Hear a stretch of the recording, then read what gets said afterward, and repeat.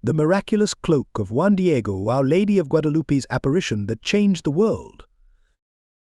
The winter dawn painted Mexico City's sky in shades of grey as David Thompson knelt in the courtyard of the Spanish garrison, his weathered hands bound behind his back.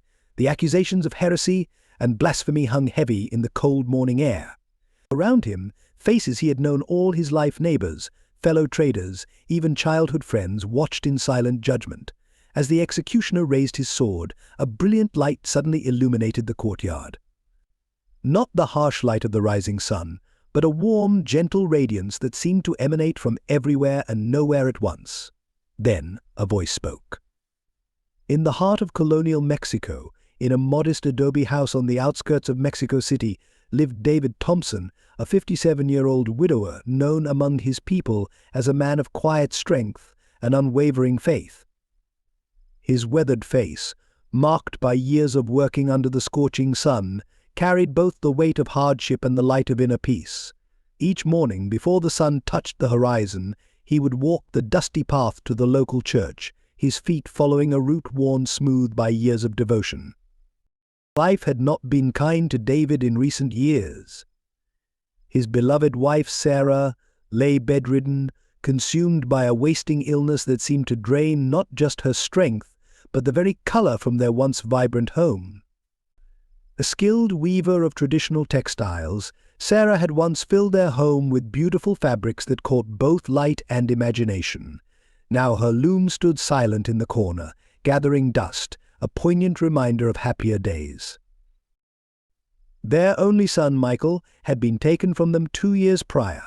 The Spanish nobles, under the pretense of educational service, had forced many young native boys into what amounted to slavery.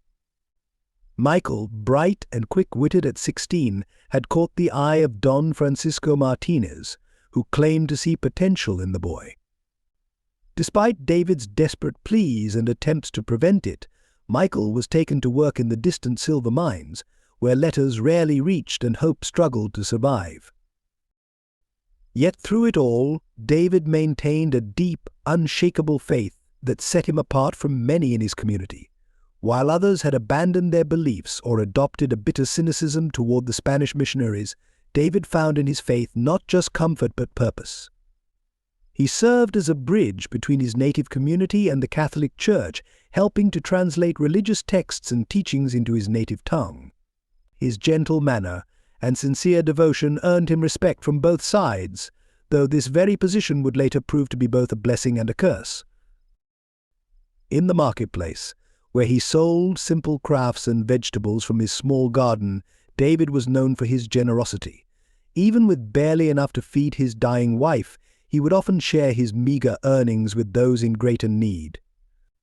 The children of the village called him Grandfather Heart, not for his age, but for his kindness in always having a small treat or a gentle word for them. Sarah's illness had stripped them of their savings, forcing David to sell most of their possessions. Yet he kept 2 treasures: his wife's wedding blanket, woven with symbols of eternal love, and a small silver cross given to him by his mother on her deathbed. These he would touch each morning, drawing strength from their significance rather than their material worth.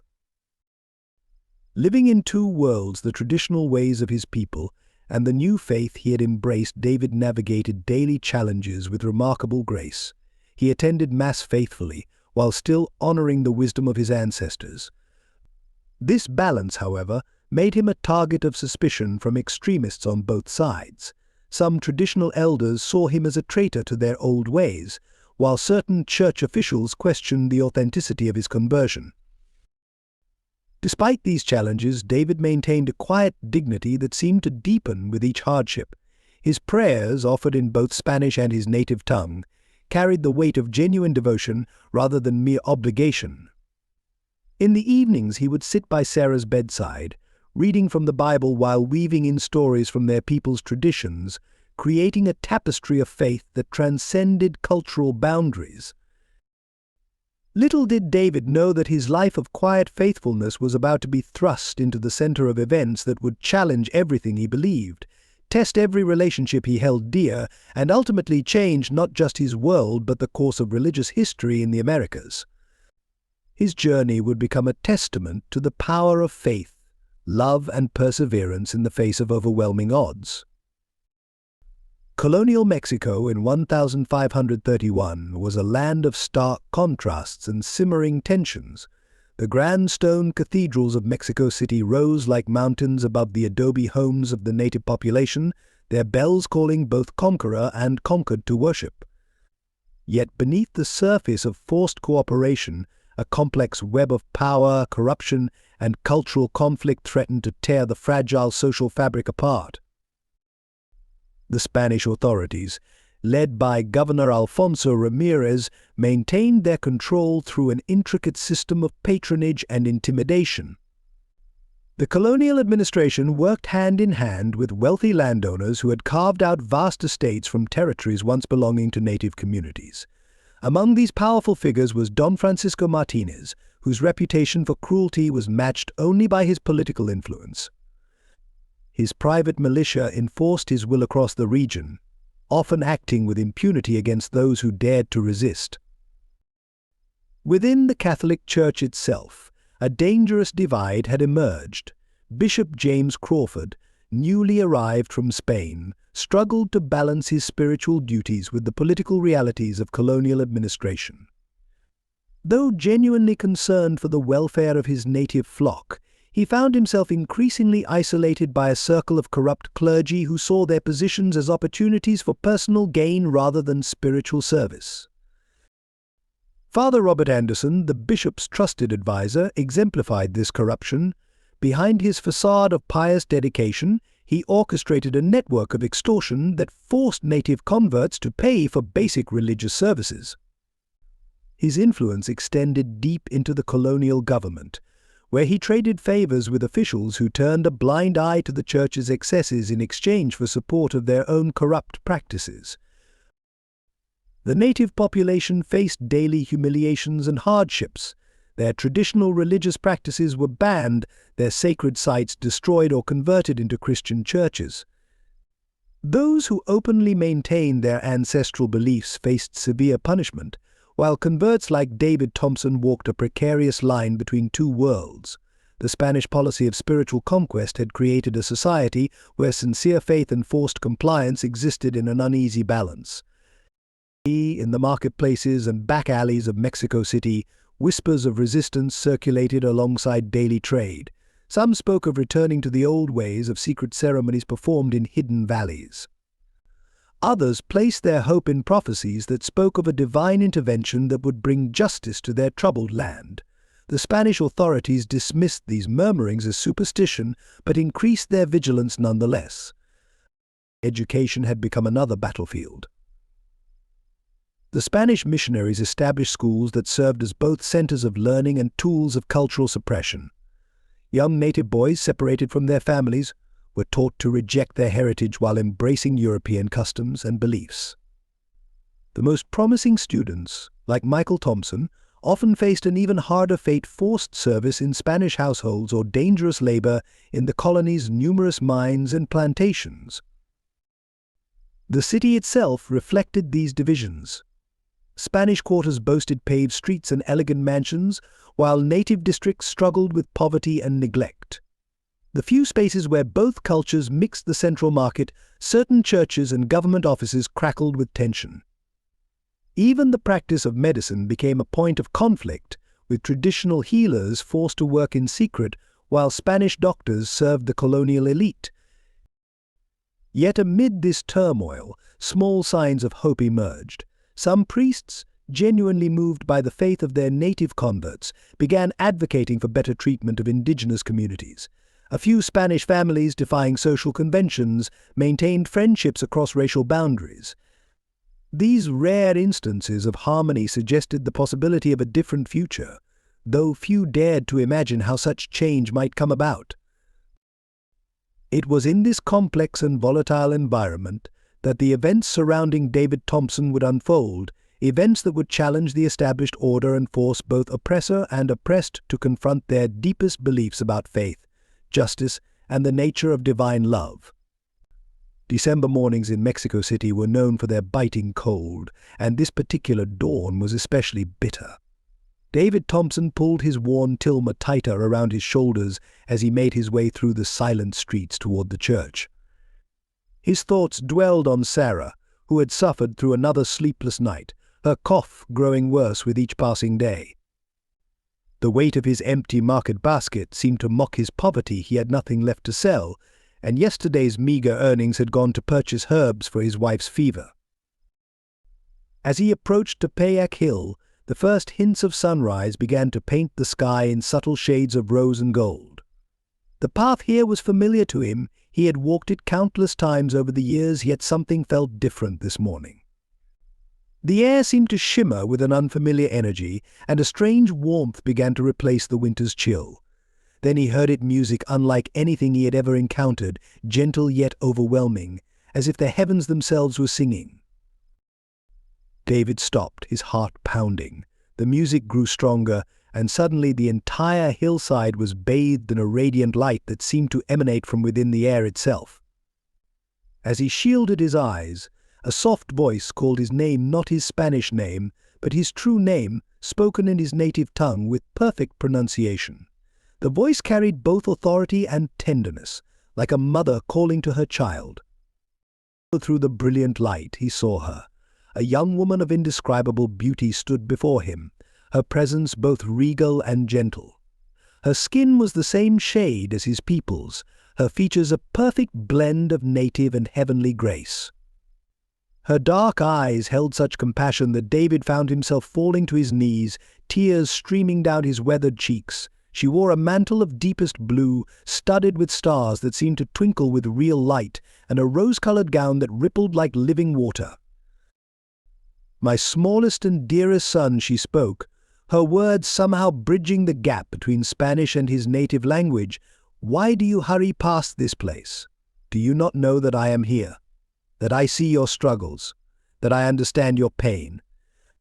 Her voice carried such maternal warmth that David felt his lifetime of sorrows begin to melt away. She continued, telling him of her desire for a temple to be built on that very spot, a place where all her children could come to find comfort and healing. As she spoke, David felt a profound sense of purpose filling his heart, replacing his habitual anxiety with an unexpected peace.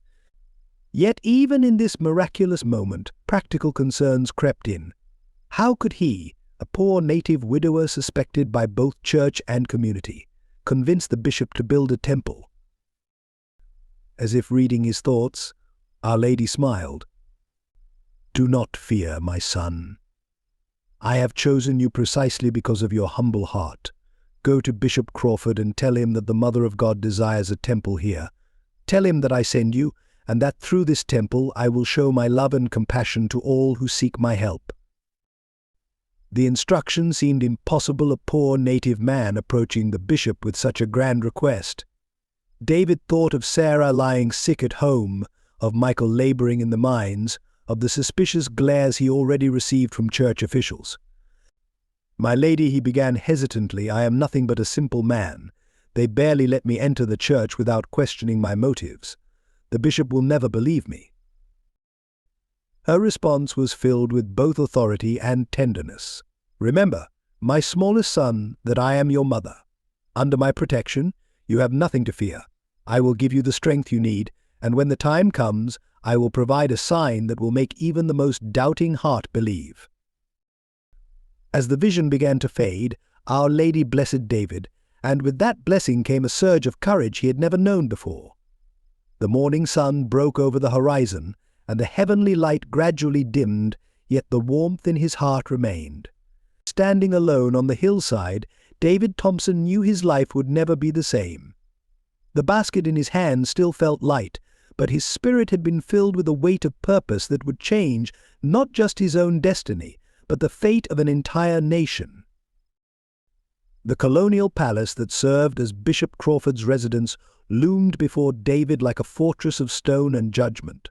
Guards at the gate initially refused him entry, and it took hours of patient waiting before a young priest, Father Thomas Bennett, took pity and agreed to announce him to the bishop. As David crossed the courtyard, whispers and suspicious glances followed him like shadows.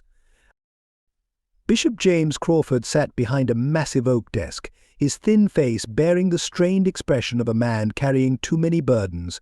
The contrast between the bishop's rich purple vestments and David's threadbare tilma seemed to fill the room with unspoken tension. Father Robert Anderson, the bishop's secretary, stood to one side, his sharp eyes studying David with unconcealed skepticism. "Your Excellency," David began, struggling to keep his voice steady, "I bring a message from Our Lady, the Mother of God." The words seemed to hang in the air, like smoke. Bishop Crawford's eyebrows rose slightly, while Father Anderson made a soft sound of disapproval. David continued, relating his vision with the simple directness of one who has witnessed truth. As he spoke of Our Lady's request for a temple, he noticed Father Anderson's expression darkening. "A temple," you say. The bishop's voice was carefully neutral. "And this lady appeared to you, a simple native, rather than to any of our ordained priests?" The question carried a weight of centuries of hierarchy and tradition. Before David could respond, Father Anderson stepped forward. "Your Excellency," if I may, the priest's voice dripped with concern, "we've seen such claims before. The natives often mix their old pagan beliefs with our holy faith, creating false visions to undermine church authority." His words struck David like physical blows, but he stood firm, remembering Our Lady's promise of protection. Word of David's claim spread through the city like wildfire. By evening, when he returned home to tend to Sarah, neighbors who had once greeted him warmly now closed their doors as he passed. Even Maria Ramirez, who had often helped care for Sarah, made the sign of the cross when she saw him approaching. In the marketplace the next day, David found his usual spot taken by another vendor. "We don't want trouble with the church," the market overseer explained, not meeting his eyes. "Find somewhere else to sell." But somewhere else proved impossible to find, as word of his heresy had preceded him. Father Anderson's influence worked quickly. During Sunday Mass, without naming David directly, the priest delivered a sermon about false prophets and the dangers of native superstitions.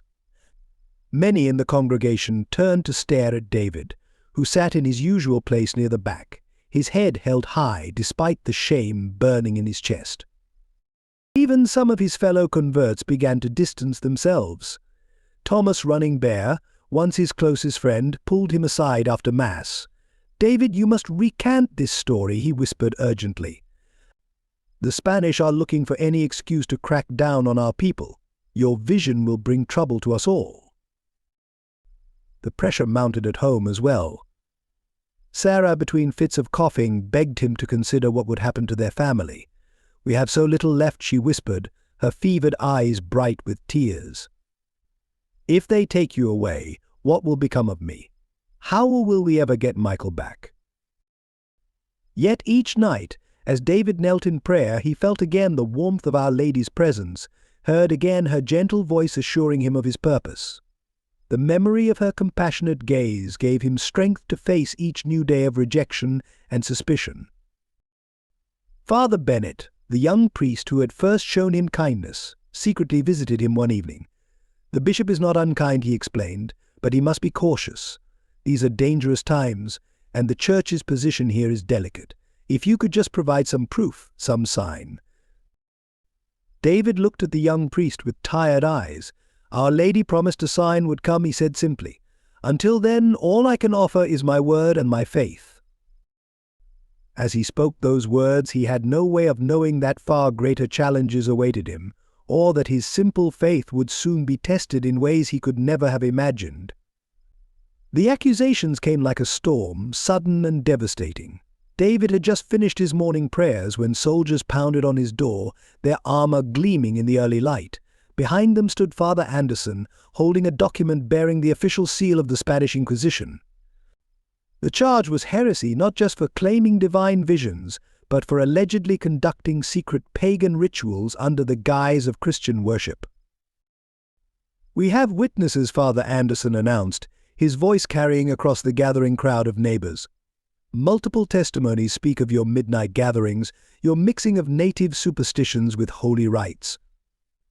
The priest unfurled the document, reading accusations that grew more outlandish with each paragraph. David stood in stunned silence as his life's dedication to the church was twisted into something sinister and dangerous. The soldiers ransacked his humble home, searching for evidence of pagan practices. They found Sarah's weaving materials with their traditional patterns and declared them instruments of witchcraft. The small clay pots of medicinal herbs, kept to ease his wife's suffering, were labeled as tools of forbidden native rituals. Even the silver cross from his mother was seized, claimed to be stolen from the church. Sarah, too weak to leave her bed, watched helplessly as their few possessions were confiscated or destroyed. When she tried to speak in her husband's defense, one of the soldiers roughly ordered her to be silent. The sight of his wife shrinking back in fear awakened something in David, not anger, but a deep, sorrowful understanding of Christ's words about forgiveness in the face of persecution. Word spread quickly through the colonial administration. Governor Ramirez, seeing an opportunity to assert control over the native population, issued an order freezing David's right to trade or own property. The small plot of land where he grew vegetables for Sarah's medicine was declared property of the crown. Even their home, built by David's own hands, was now under threat of seizure. In the church, where David had faithfully attended Mass for decades, he found himself increasingly isolated. Spanish worshippers would move away when he entered, crossing themselves as if to ward off evil. Native converts, fearful of association with him, turned their faces away. Only Father Bennett continued to acknowledge him, though even he could only offer a sympathetic glance from a distance. The most painful blow came from his own community. The tribal elders, led by Thomas Running Bear, called a secret meeting. David was summoned to answer for bringing danger to their people. Your Christian vision. The eldest spat the words like poison, has given the Spanish another weapon against us. Already they use your heresy as an excuse to increase patrols, to search homes, to question our loyalty. One by one, families he had known all his life stood to denounce him. Maria Ramirez, tears in her eyes, spoke of how the authorities had threatened to investigate anyone who helped Sarah. Others told of losing trade permissions, of their children being turned away from the mission school, of increased scrutiny during religious services. Through it all, David maintained a dignity that seemed to infuriate his accusers even more. When allowed to speak, he simply said, "Our Lady appeared to me with a message of love for all her children, Spanish and native alike. I cannot deny what I know to be true." His quiet certainty earned him expulsion from tribal councils and traditional ceremonies. But that night, returning home under a cold moon, David found his door marked with symbols, warnings from both Spanish authorities and native shamans.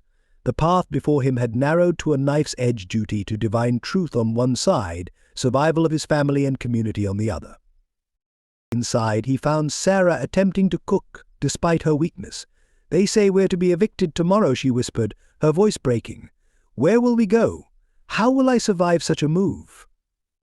David held her trembling form, feeling her fever burn against his chest, and for the first time since his vision, he felt the full weight of doubt press against his faith. Yet as he closed his eyes in prayer, seeking guidance, he remembered Our Lady's promise of protection. Unknown to him, forces were already in motion that would transform his personal trial into a turning point for an entire nation. The winter grew harsher as Sarah's condition deteriorated rapidly. Without their home or access to traditional medicines, they had taken shelter in an abandoned storage room on the outskirts of the city, offered secretly by Father Bennett. The damp walls and cold floor only accelerated Sarah's decline. Each night, her coughing grew more violent, and David could do nothing but hold her, feeling her body shake with each painful breath. A letter arrived from the silver mines, smuggled by a sympathetic trader. Michael's message, scrawled in weak handwriting, spoke of brutal conditions and endless labor.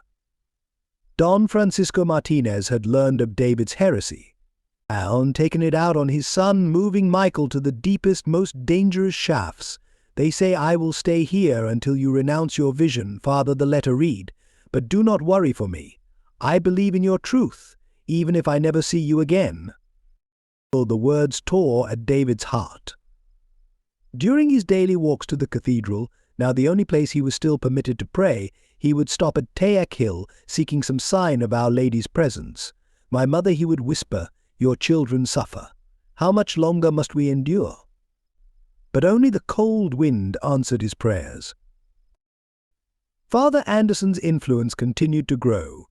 The priest had convinced Bishop Crawford to establish a commission to investigate native religious practices, with himself as chief inquisitor. Under this authority, he began systematic interrogations of native converts, focusing particularly on those who had known David. Each day brought news of another friend or neighbor being questioned, another family torn apart by suspicion.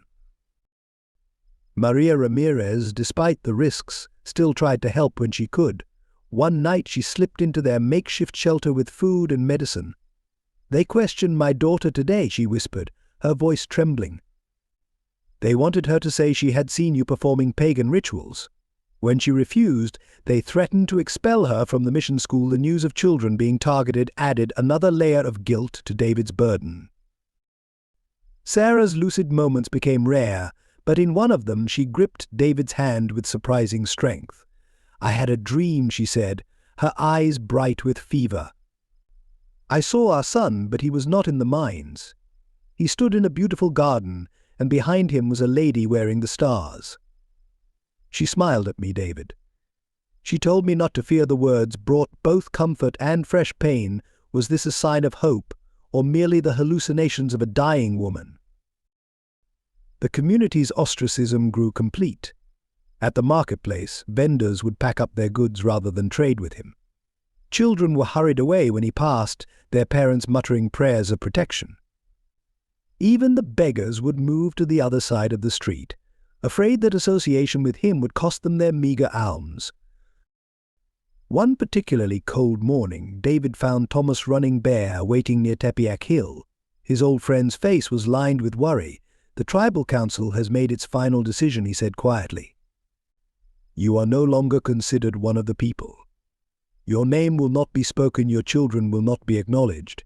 You are as dead to us." The formal banishment, though expected, felt like a physical blow. That evening, as David collected water from the public well, he overheard plans being discussed by the Spanish guards. Don Francisco Martinez had offered a reward for evidence against him, promising special privileges to any native who could prove David's heresy. The knowledge that his own people might be tempted to fabricate evidence against him for the chance to save their families added a new dimension of isolation to his suffering. Yet through it all, something sustained him, not just his faith in Our Lady's vision, but a deeper understanding that was growing through his trials. Each rejection, each loss, seemed to strip away another layer of worldly attachment, leaving behind a core of pure trust that no persecution could touch. As he tended to Sarah that night, wiping her brow and praying for her comfort, David felt a strange peace beneath his sorrow. Unknown to him, events were about to unfold that would shake the foundations of both Spanish and native society, transforming his personal crucible into something far more momentous than he could imagine. Father William Parker sat in his opulent private chambers within the cathedral compound, carefully counting the gold coins spread before him. The steady stream of wealth flowing from Don Francisco Martinez's coffers had grown substantially since they began their campaign against David Thompson. The persecution of one insignificant native had proven unexpectedly profitable for all involved in their carefully orchestrated plan. "The governor is growing impatient," Martinez said, his aristocratic fingers drumming against the polished wooden table. "This divine vision story is spreading despite our efforts. The natives whisper about it in the mines and the fields. Some even claim to have seen the same lady themselves." His face twisted with disgust. "We need to end this before it becomes a movement we cannot control." Father Anderson, standing by the window, nodded in agreement. "The bishop's commission has gathered sufficient testimonies. With proper encouragement, several witnesses are ready to swear they saw Thompson conducting pagan rituals. We can present this evidence at tomorrow's tribunal." The priest's thin smile didn't reach his cold eyes. Once he's condemned for heresy, any mention of his vision will die with him. What none of them noticed was young Father Bennett, passing silently in the shadowed corridor outside. The young priest had grown increasingly troubled by the corruption he witnessed daily.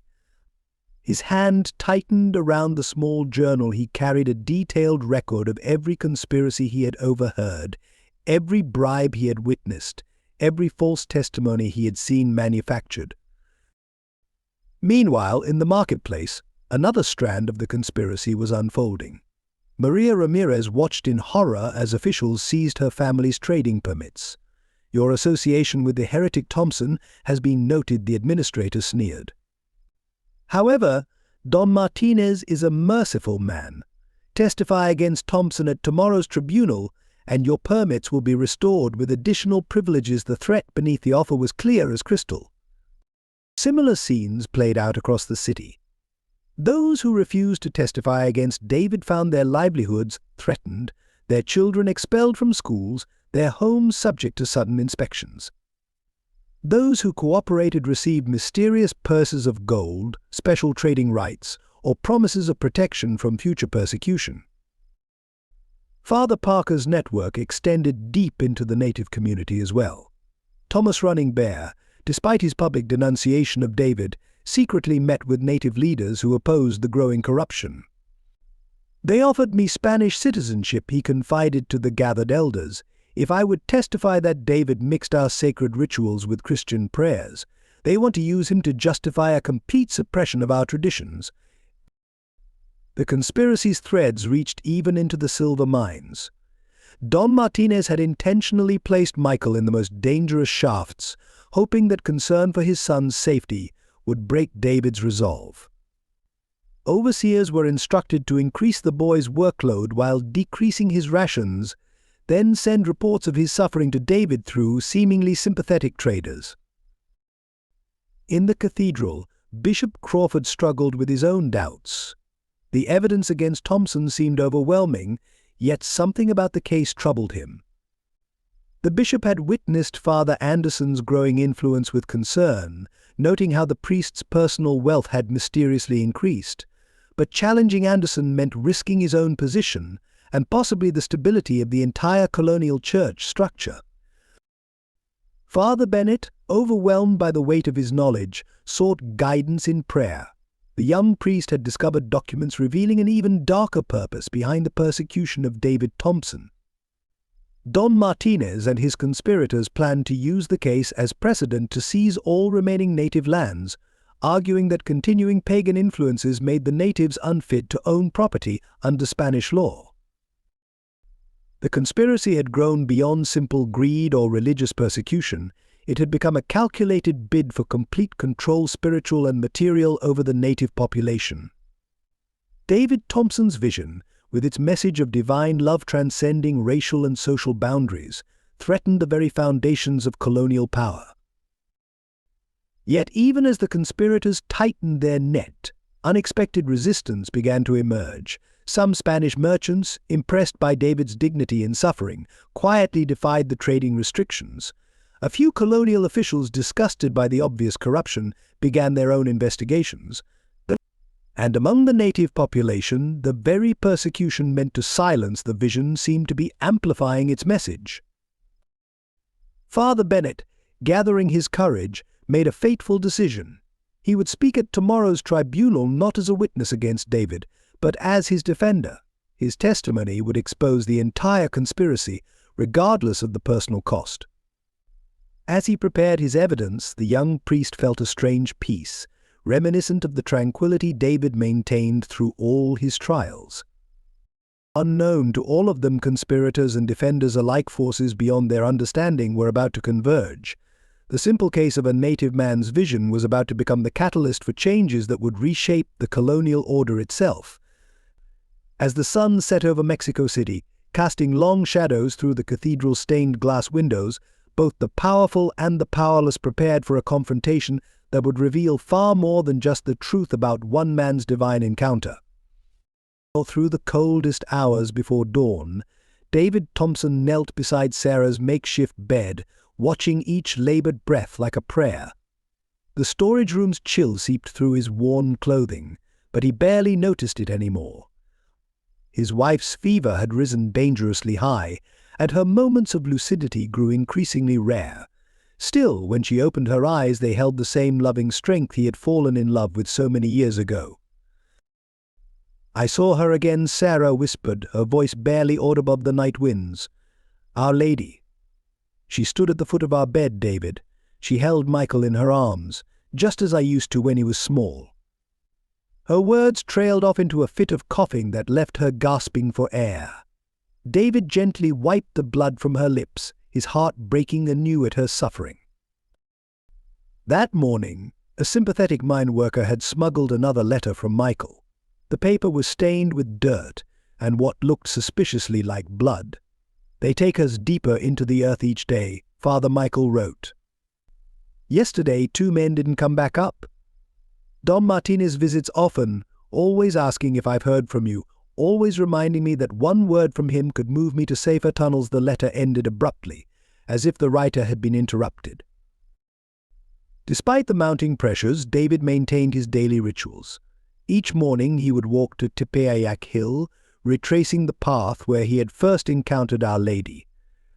Sometimes, in the quiet moments before sunrise, he felt her presence not in grand visions, but in subtle ways: a warm breeze on a cold morning, the unexpected bloom of a flower through frost, a moment of perfect peace amid chaos. Maria Ramirez still visited when she could, though her own situation had grown precarious. "They're watching everyone now," she explained, hurriedly sharing the little food she'd managed to bring. "But there are others, David, people you wouldn't expect. Some of the Spanish merchants ask about you. Even a few officials seem troubled by what's happening." Her words offered a small comfort, though they couldn't ease the weight of responsibility he carried. During one particularly dark night, as Sarah's fever raged beyond control, David experienced another visitation. Our Lady appeared not in glory this time, but as a mother sharing his grief. "Your suffering is not unseen, my son," she said softly. "Each tear you shed waters the garden of faith that will bloom here. Your Sarah's pain, Michael's trials, these are not forgotten." The vision left him with renewed strength, though his heart still ached. Father Bennett began making more frequent visits, often arriving after sunset to avoid detection.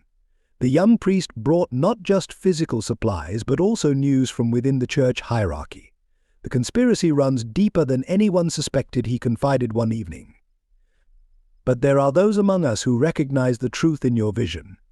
We're gathering evidence, preparing to speak out." His courage gave David hope, though he worried for the priest's safety. Thomas Running Bear also came in secret, despite the tribal council's banishment order. The old friend's face showed the strain of divided loyalties. "Our people suffer under increased restrictions," he reported grimly. "Yet many remember your lifetime of service, your dedication to both old ways and new faith. They pray for you in silence, even as they publicly denounce you." The knowledge that his people understood, even if they couldn't support him openly, eased some of David's isolation. As the days grew shorter and colder, Sarah's condition worsened dramatically. One evening, during a rare moment of clarity, she gripped David's hand with surprising strength. "Promise me," she whispered, "that you won't let our suffering be wasted. Your vision, it's not just about a temple, is it? It's about healing the wounds between peoples, about showing that God's love knows no boundaries." Her insight struck David deeply, revealing layers of meaning in Our Lady's message that he hadn't fully grasped before. The nights became a vigil of prayer and remembrance. David would hold Sarah's frail hand, recounting their life together, their first meeting at a harvest festival, the joy of Michael's birth, the quiet evenings when she would weave while he read from the Bible. Each memory felt like a precious gift, even as they highlighted the magnitude of what he stood to lose. Through it all, Our Lady's presence remained constant, though not always visible. Sometimes David felt her comfort in the way sunlight would suddenly warm Sarah's bed, or in the unexpected strength he found to carry on when all seemed lost. The lady's promise of a sign still echoed in his heart, though he had no idea how it would manifest or what price might yet be required. Late one night, as David tended to Sarah, Father Bennett arrived with urgent news. "Tomorrow," he said, his voice tight with tension. "They plan to hold the tribunal. But it's worse than we thought. They're not just seeking to discredit your vision.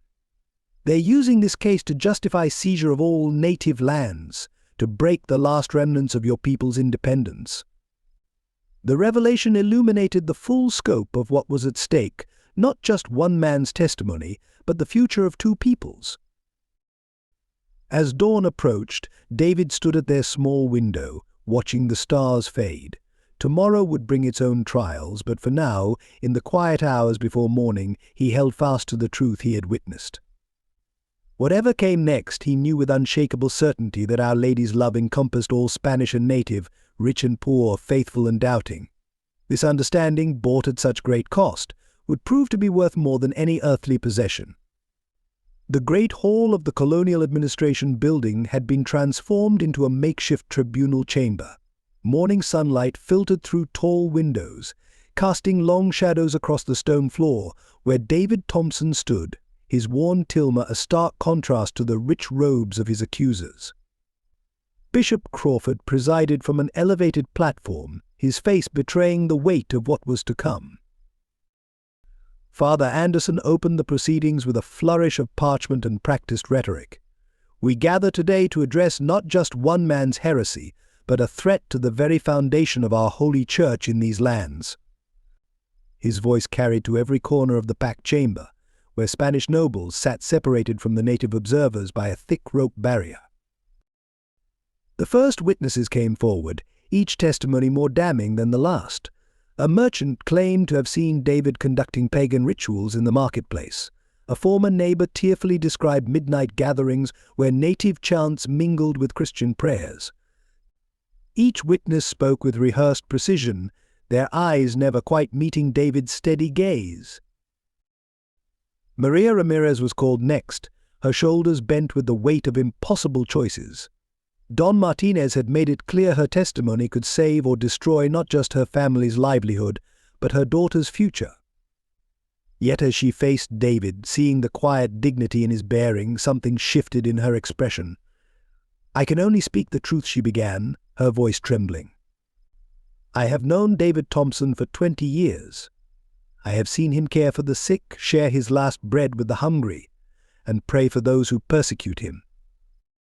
Father Anderson's face darkened. Before Maria could continue, he interrupted with questions about her own loyalty to the church, thinly veiled threats hanging in the air.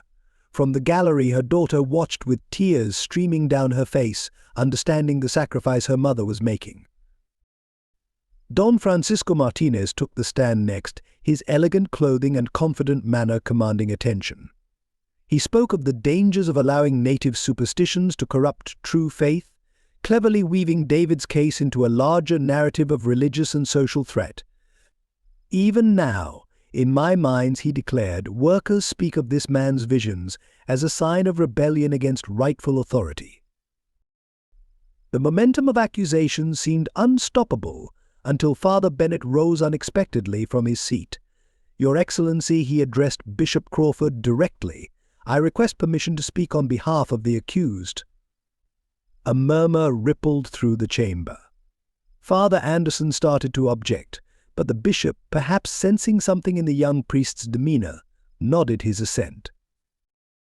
Father Bennett pulled out his journal, his hands steady despite the risk he was taking. "What we witness today is not a trial of heresy, but a conspiracy of corruption." His clear voice carried years of carefully documented evidence, secret meetings, bribes paid, testimonies purchased, threats made. As he spoke, he laid out documents on the tribunal table, records of payments, letters between conspirators, signed confessions from witnesses who had been coerced. The chamber erupted in chaos. Don Martinez's face contorted with rage as he recognized his own handwriting among the evidence. Father Anderson attempted to seize the documents, only to be stopped by Bishop Crawford's sharp command. In the gallery, Spanish and native observers alike leaned forward, barriers momentarily forgotten in their shared shock at the unfolding drama. Through it all, David stood in perfect calm, as if witnessing events from a great distance. When finally asked to speak in his own defense, his words carried neither anger nor accusation. "I stand before you as both native son and faithful Christian," he began. "The lady who appeared to me came not to divide, but to unite. Her message was not of revolution, but of love that transcends all barriers we create." He spoke of his vision with such simple conviction that even his accusers fell silent. When he described Our Lady's appearance, her native features, her stars of Spain, her words of universal compassion, many in the chamber found themselves moved, despite their prejudices. As David concluded his testimony, a shaft of sunlight suddenly broke through the clouds, illuminating him with an almost supernatural radiance. The timing was so perfect, so dramatic, that gasps echoed through the chamber. Even Bishop Crawford seemed affected, his stern expression softening as he studied the man before him. Just as the bishop opened his mouth to speak, the chamber doors burst open. A messenger rushed in, his face pale with urgency. "Your Excellency," he gasped, "there's something you must see." "At Tepeyac Hill, it's impossible. The roses." The words hung in the air like a prophecy fulfilled, as every eye turned to David Thompson, who stood bathed in light, a slight smile playing at the corners of his mouth. The trial that had begun as a carefully orchestrated persecution had become something else entirely, a moment of truth, not just for one man, but for an entire society poised between fear and faith, between corruption and redemption. As Bishop Crawford rose to his feet, the tension in the chamber was almost unbearable, for all present sensed that whatever came next would change their world forever. The journey from the tribunal chamber to Tepeyac Hill became a procession unlike anything Mexico City had ever witnessed. Bishop Crawford led the way, his elegant robes gathering dust as he hurried through the streets. Behind him came David Thompson, walking with quiet certainty, followed by a growing crowd of Spanish nobles, church officials, and native onlookers, all differences temporarily forgotten in their shared anticipation. As they approached the hill, the December wind carried an impossible fragrance, the sweet scent of roses in winter. Father Anderson, still clinging to his skepticism, pushed forward through the crowd, then stopped abruptly. There, on the frozen ground where nothing should bloom, Castilian roses grew in abundance, their deep red petals catching the morning light like drops of blood on snow. "Impossible," Don Martinez whispered, touching a perfect bloom with trembling fingers. "These flowers only grow in Spain. Even there they never bloom in winter." The roses seemed to defy not just nature, but every barrier of geography and season, every limitation humans had placed on possibility. David moved among the flowers with reverent familiarity, as if he had expected nothing less. At Our Lady's gentle prompting, felt rather than heard, he began to gather the miraculous blooms. Bishop Crawford watched in wonder as the simple native man, whom they had been ready to condemn moments before, carefully collected the roses in his tilma. The crowd parted as David approached the bishop. "Our Lady sends these as the sign she promised," he said softly. With infinite care he opened his tilma to reveal the roses, but it was not the flowers that drew gasps from the assembled crowd. On the rough fabric of the cloak, visible to all, was an image that would forever change the heart of a nation. There she was, Our Lady herself, captured on the coarse fibers with an artistry beyond human capability. Her features were neither purely Spanish nor purely native, but a perfect blend that spoke to both peoples. Her skin, the color of the earth itself, radiated a gentle luminosity. Stars adorned her mantle, arranged in patterns that seemed to move when eyes tried to fix upon them. Her hands were joined in prayer, her expression one of infinite maternal tenderness. Father Bennett, who had moved closer to examine the image, stepped back in awe. "Look at her eyes," he breathed. The eyes in the image held such depth, such life, that they seemed to meet the gaze of each person who looked upon them. Spanish hidalgos found themselves weeping openly, while native observers fell to their knees, recognizing in her face the acceptance and love they had long been denied. The image defied explanation. The rough, plant fiber surface of the tilma should never have been able to hold such delicate detail. The colors, vibrant and rich, seemed to glow from within the fabric itself. Most remarkably, the image incorporated symbols meaningful to both Spanish and native traditions, speaking a visual language that bridged the gulf between two worlds. Father Anderson, his face ashen, tried one last time to maintain control. This must be some native trickery. Some paint, some dye. His words faded as Bishop Crawford silently handed him a magnifying glass. Under close inspection, the image became even more miraculous. No brush strokes were visible. No human technique could explain its creation. The impact rippled through the crowd like a stone dropped in still water. Don Martinez, his hands shaking, ordered his steward to ride immediately to the mines and bring Michael Thompson to his father. Maria Ramirez embraced her daughter openly, no longer afraid of showing support for David. Thomas Running Bear, representing the tribal elders, stepped forward to publicly withdraw their condemnation. But the most profound transformation was visible in Bishop Crawford's face. The prelate, known for his caution and reserve, knelt before the image in the tilma. "This is not just a sign," he declared, his voice thick with emotion. "This is a message to all of us.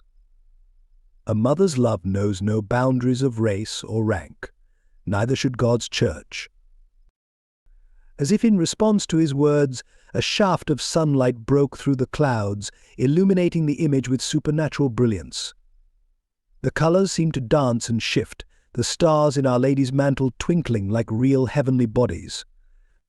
A gentle breeze carried the scent of roses across the hill, touching each person present with its sweet perfume. David stood quietly at the center of the miracle, his face reflecting a joy too deep for words. In this moment of vindication, his thoughts were not of triumph but of gratitude. He thought of Sarah, waiting in their humble shelter, of Michael, soon to be freed from the mines, of all the suffering that had led to this moment of divine revelation. The miracle of Tepeyac Hill became more than just a religious event. In that moment, as Spanish and native alike gazed upon the image of a mother who embraced them all equally, something shifted in the very foundation of colonial society. The barriers that had seemed so solid, so permanent, began to crumble in the face of a love that transcended all human divisions.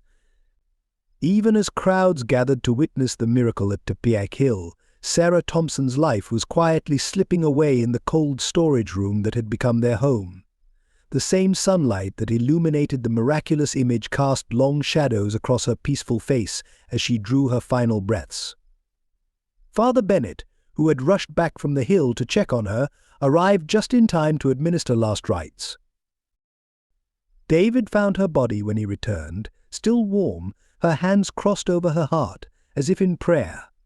The tilma with its miraculous image lay forgotten in a corner as he gathered his wife's frail form in his arms. The victory of the morning turned to ashes in his mouth as he realized that Sarah would never see the vindication of his vision, never know that their son was to be freed, never witness the changes her suffering had helped bring about. News of Michael's condition arrived like a second blow. Though Don Martinez had ordered his release, years of brutal labor in the mines had taken their toll. The young man who was finally carried home bore little resemblance to the vibrant boy who had been taken away. His lungs, scarred from silver dust, struggled with each breath. The doctor, summoned by a now repentant Don Martinez, could offer little hope for recovery. The community's shame manifested in an outpouring of support that came too late to make a difference. Maria Ramirez organized women to care for Michael, their gentle hands and tearful apologies unable to heal the damage done by years of neglect and condemnation. Thomas Running Bear led tribal healing ceremonies, their ancient songs rising into the night air, heavy with regret for their earlier rejection. David moved between his dying son and the growing crowd of pilgrims at Tepeyac Hill like a man caught between two worlds. His quiet dignity in the face of personal tragedy only heightened the impact of the miracle he had helped bring about. Those who came to see the image often found themselves more moved by the sight of this broken man who still radiated unshakable faith. The night Michael died, a week after his release, the star seemed to dim in sympathy. He passed quietly, his head resting on his father's shoulder, his last words a mixture of native prayer and Christian faith that embodied everything his father had tried to teach. The same community that had once condemned them now came together to give him a funeral that combined both traditions, though the gesture felt hollow in the face of such profound loss. Father Anderson, witnessing David's continued grace in suffering, found his carefully constructed worldview crumbling. The priest who had orchestrated so much of the persecution came to David's humble dwelling, intending to offer confession, only to find himself breaking down in tears before the man he had wronged. David's quiet words of forgiveness seemed to burn more deeply than any condemnation could have. Through it all, David maintained his daily visits to the tilma, now displayed in a makeshift shrine at Tepeyac Hill. Those who watched him noted that he spent more time gazing at Our Lady's eyes than at the fresh graves of his family. Some questioned whether his faith had driven him to madness, but those who looked closer saw something else, a man who had found a peace that transcended personal tragedy. The last piece of his earthly happiness slipped away when he received word that Sarah's carefully woven wedding blanket, seized during the persecution, had been destroyed. This final loss, small compared to the others but carrying the weight of precious memories, brought him to his knees in private grief. Yet even then, witnesses said they saw a strange light surrounding him, as if Our Lady herself kept vigil with her suffering son. In his personal journal, found years later, David wrote of these days with extraordinary clarity. Each loss strips away another tie to earth, leaving only the essential truth. Sarah, Michael, our home, our possessions, all these were precious gifts, but temporary. What remains is the eternal love Our Lady revealed, a love that makes sense of all suffering, all sacrifice. In losing everything, I have found the only thing that matters. The miracle at Tepeyac Hill sent shockwaves through the colonial establishment, triggering a complex web of political and religious responses. Bishop Crawford found himself walking a delicate line between embracing the divine manifestation and maintaining institutional control. The sudden flood of pilgrims, both Spanish and native, threatened to overwhelm the existing church structure and challenge traditional hierarchies. Father Anderson, though publicly chastened, worked behind the scenes to minimize the impact of the revelation. His reports to Spain carefully downplayed the native elements of the miracle, emphasizing instead its confirmation of Catholic doctrine. Yet even as he wrote these diplomatic dispatches, the priest found himself haunted by David's unwavering forgiveness, his certainty in matters of faith shaken to its core. Don Francisco Martinez's dramatic public conversion became a source of considerable political tension. His sudden advocacy for native rights and his establishment of a fund to support families of mine workers were met with resistance from other colonial landowners.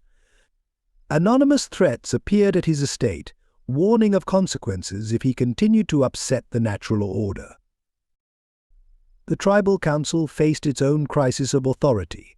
The elders who had condemned David now struggled to explain their actions to a community energized by the miracle.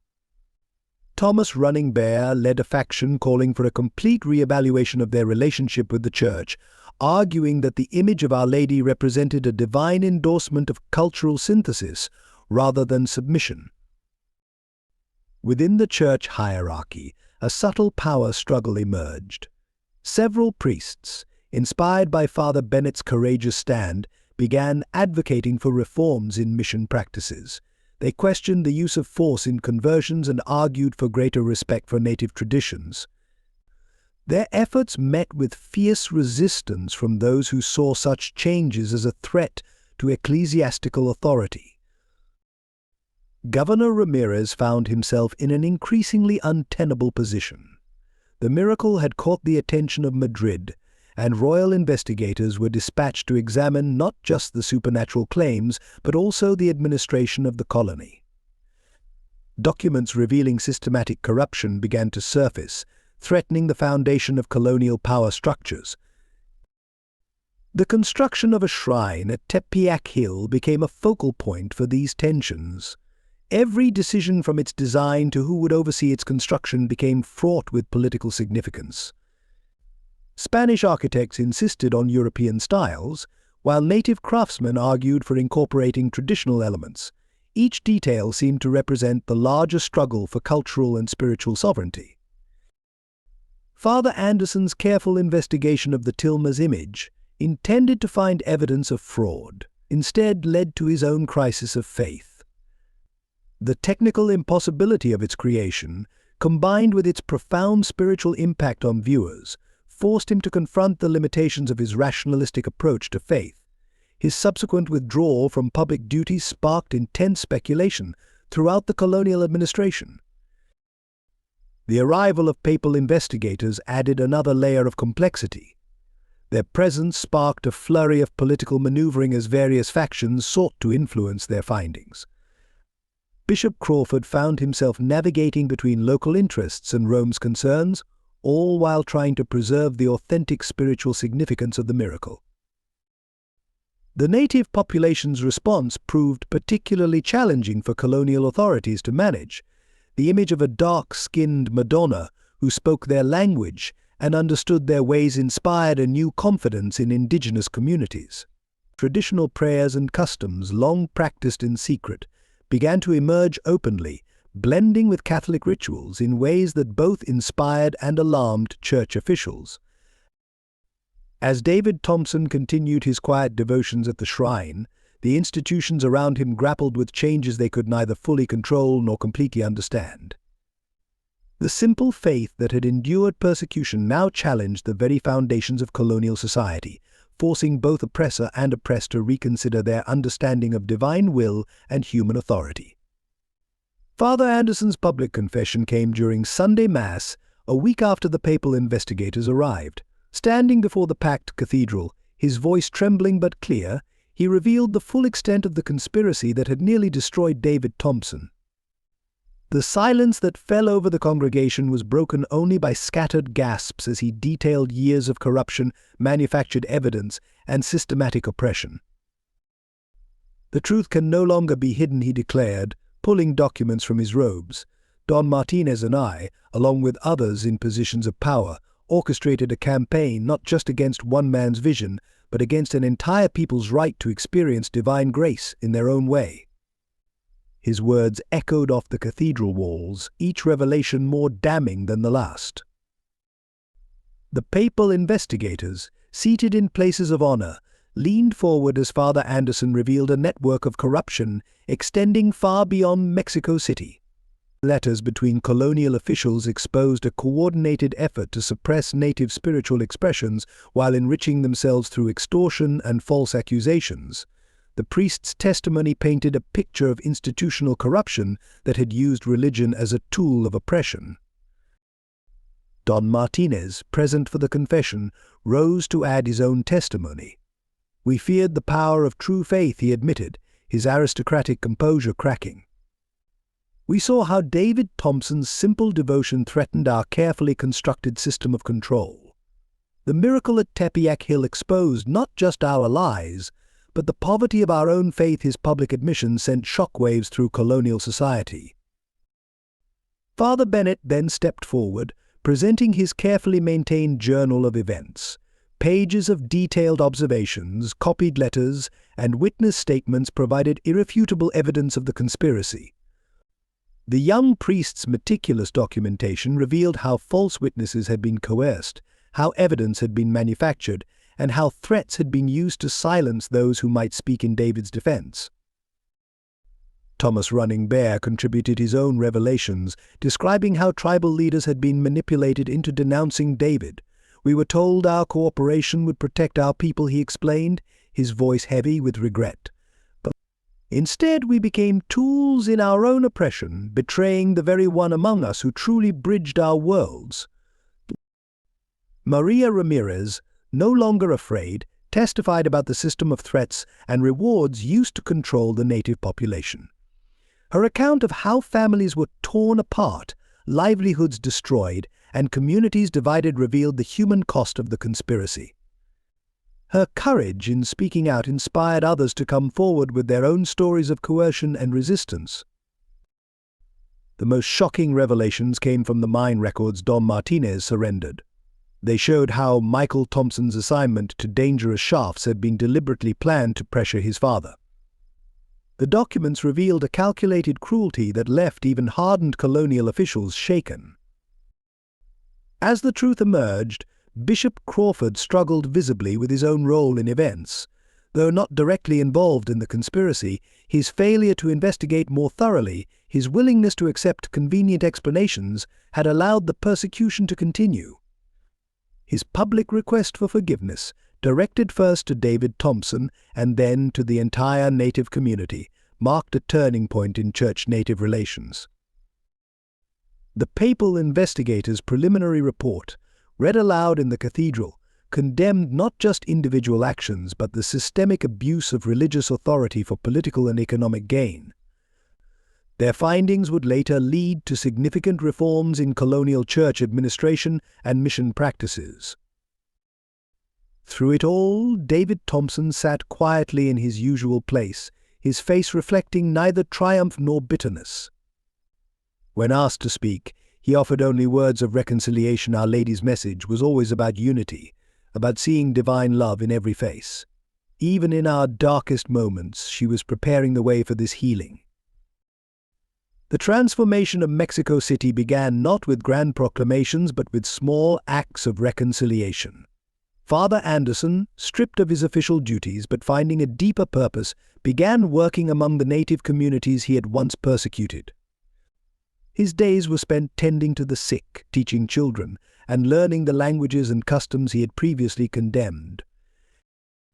Don Martinez transformed his mines into a model of humanitarian reform. The deep shafts where Michael Thompson had suffered became memorial sites, and new safety regulations were implemented across all mining operations.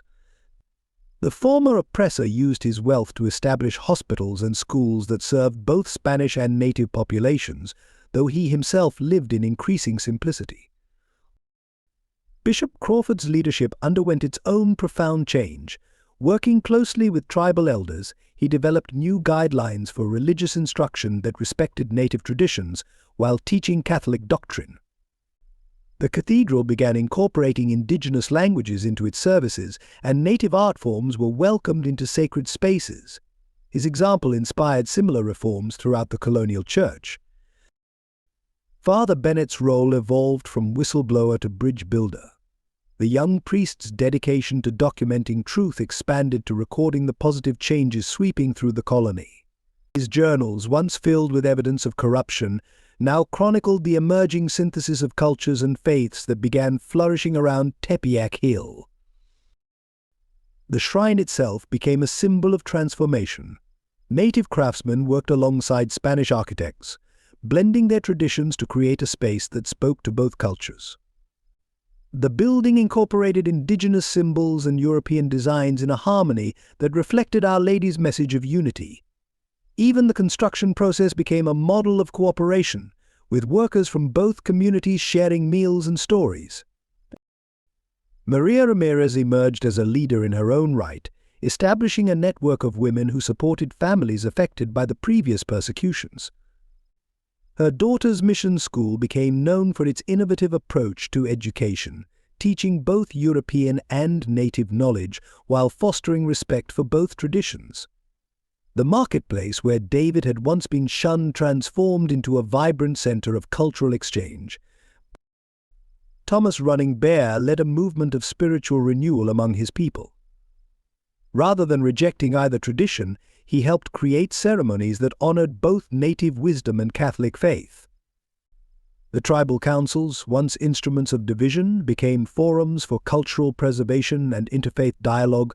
Their meetings, once held in secrecy, now took place openly, often attended by both native and Spanish observers.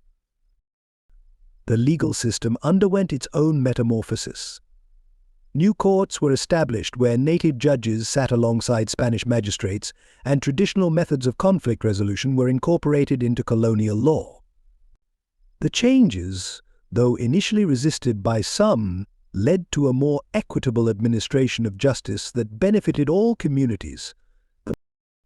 Perhaps the most profound transformation occurred in the daily interactions between Spanish and native residents. The shared experience of the miracle, combined with the exposed truth of past injustices, created an environment where genuine relationships could develop. Children played together in streets where segregation had once been strictly enforced. Marriages between communities, once forbidden, became celebrations of unity rather than sources of scandal.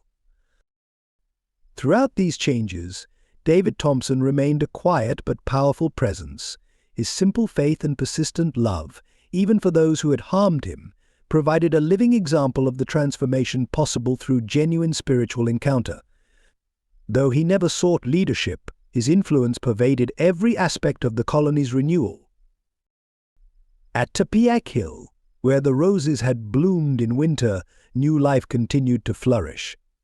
The site became not just a religious shrine, but a center of healing and reconciliation.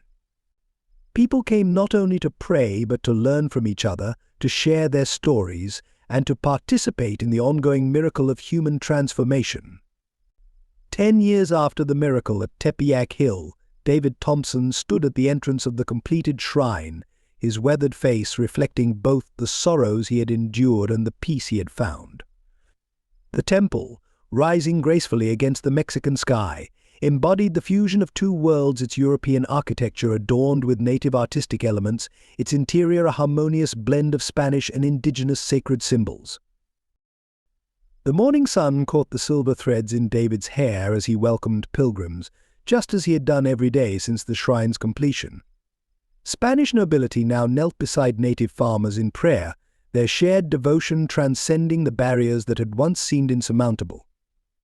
The tilma bearing Our Lady's image, carefully preserved above the main altar, continued to draw thousands, its colors as vivid as the day they mysteriously appeared. Father Anderson, now living as a humble monk in a small cell near the shrine, had found his own path to redemption. His daily work among the poor and his genuine contrition had gradually earned him a different kind of respect than his former authority had commanded. Though he never returned to his previous position, his influence on colonial church reform proved more profound than any official title could have achieved. The transformation of Don Francisco Martinez became legendary throughout New Spain. The former mine owner had converted his mansion into a school for native children, where both traditional wisdom and European knowledge were taught with equal respect. He spent his final years documenting the abuses of the colonial system, his testimonies helping to shape new laws protecting indigenous rights. Bishop Crawford's vision for a truly unified church had begun to bear fruit. The seminary he established near Tepeyac Hill trained priests from both Spanish and native backgrounds, teaching them to minister to all people without distinction. His policies of cultural respect and inclusion became a model for other colonial dioceses, gradually changing the face of Catholic mission work throughout the Americas. David's personal journey had led him to an unexpected role. Though he never sought prominence, his quiet wisdom and unshakable faith made him a natural counselor to both high and low. People came from far and wide to seek his guidance, drawn by stories of the man whose suffering had helped bridge two worlds. His small house near the shrine became a place of healing for troubled souls of all backgrounds. The commemoration of Sarah and Michael's deaths became an annual event that transformed personal tragedy into communal healing. Each year, as the anniversary approached, people gathered at their graves to remember not just two individuals, but all who had suffered during the times of persecution. The ceremony, blending Catholic prayers with native traditions, became a powerful symbol of reconciliation. Maria Ramirez's daughter had grown into a respected teacher, carrying forward the legacy of cultural integration her mother had helped establish. The school she led became famous throughout New Spain for its innovative approach to education, producing graduates who went on to become leaders in both church and civil society. Thomas Running Bear's dream of preserving native traditions while embracing new faith found expression in the cultural center he established adjacent to the shrine. There, ancient stories were recorded, traditional arts were taught, and the wisdom of generations was preserved alongside Christian teachings. His work ensured that future generations would inherit not division, but synthesis. The most profound resolution, however, was visible in the daily life around Tepeyac Hill. Children played in the shrine's courtyard without awareness of the racial distinctions that had once divided their parents. Marriages between communities became commonplace, creating families that embodied the unity Our Lady had envisioned. The market square, once a place of segregation, buzzed with the energy of genuine cultural exchange. As David completed his morning prayers before the tilma, he often reflected on the long journey from persecution to peace. The price had been high: the loss of his family, years of suffering, the weight of bearing witness to both humanity's darkness and divine light. Yet in the faces of those who came to pray, in the sound of Spanish and native languages mingling in shared devotion, he found the fulfillment of Our Lady's promise, a love that transcended all human boundaries. The story of David Thompson and Our Lady of Tepeyac echoed through centuries, its significance growing rather than diminishing with time. The shrine became more than just a religious landmark. It stood as a living testament to the power of faith to transform societies and heal ancient wounds. Each generation discovered new layers of meaning in the miraculous image and the story of its humble recipient. Historians would later mark the Tepeyac miracle as a turning point in colonial relations throughout the Americas. The precedent of cultural integration established there spread to other territories, challenging the notion that European dominance meant native erasure. The legal reforms that emerged from the scandal of David's persecution became foundational principles in colonial administration, establishing protections for indigenous rights that were revolutionary for their time. The Thompson manuscripts, as Father Bennett's detailed journals came to be known, provided future generations with invaluable insights into both the period's darkness and its transformation. His meticulous documentation of both the conspiracy and the subsequent reforms became required reading in seminaries and universities, teaching future leaders the importance of moral courage and institutional accountability. The educational model pioneered at Don Martinez's school evolved into a network of institutions throughout New Spain, where cultural preservation and academic excellence went hand in hand. These schools produced a new kind of colonial citizen, one equally at home in both European and native traditions. Many of their graduates became influential advocates for indigenous rights and cultural dignity. Perhaps most significantly, the spiritual legacy of Tepeyac transcended its historical context. The image of Our Lady continued to speak to new generations facing their own divisions and conflicts. Pilgrims from around the world found in her face a mother who understood their struggles, and in David's story a pattern for maintaining faith through persecution. David's final years were marked by a serenity that drew even skeptics to consider deeper truths. Though he never wrote his own account of the events, his daily presence at the shrine until his death spoke more eloquently than words. Witnesses described a light that seemed to emanate from him, especially when he prayed before the tilma, as if reflecting back the divine love he had encountered on that winter morning decades before. The scientific community's ongoing inability to explain the tilma's preservation or the technique of its image creation served as a persistent reminder of forces beyond human understanding. Yet it was the image's spiritual impact rather than its mysterious origins that proved most enduring: its ability to comfort the afflicted, challenge the powerful, and unite the divided. Father Anderson's path of redemption became a model for institutional reform, demonstrating how systems of oppression could be transformed through genuine repentance and dedicated action. His writings on spiritual transformation, composed in his final years, revealed how encountering authentic faith could shatter prejudices and rebuild worldviews on foundations of love rather than power. As centuries passed, the story continued to resonate with those working for justice and reconciliation in their own times. The miracle at Tepeyac was understood not just as a historical event, but as an ongoing invitation to see divine love breaking through human barriers. Each generation found in David's quiet courage and unwavering faith inspiration for their own struggles. The shrine itself evolved, yet remained unchanged at its heart.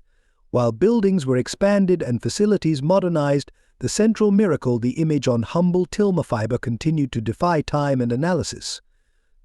More importantly, the spirit of unity and healing that emerged from David's suffering continued to draw people across the divisions of their own eras. In the end, the lasting impact of the Tepeyac miracle lay not just in its supernatural elements, but in its demonstration of love's power to transform both individuals and societies. Through David Thompson's faithfulness, a mother's divine intervention, and a community's journey from persecution to reconciliation, the world glimpsed the possibility of a humanity united in its diversity, bound together by a love that transcends all barriers.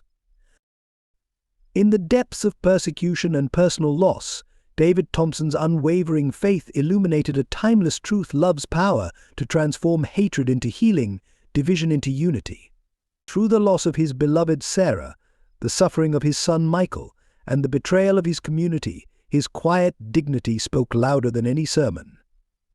Our Lady's miracle at Tepeyac wasn't just about roses blooming in winter or an inexplicable image on humble cloth. It was about the miracle of human hearts opening beyond prejudice and fear. In David's tears, we see the cost of conviction. In his forgiveness, we witness divine grace. His story reminds us that our deepest wounds can become bridges to understanding, that our greatest trials can birth the most profound transformations.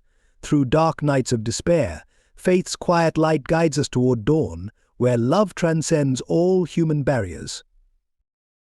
Dear valued viewers, if this story has touched your heart, please consider supporting our team by subscribing to our channel.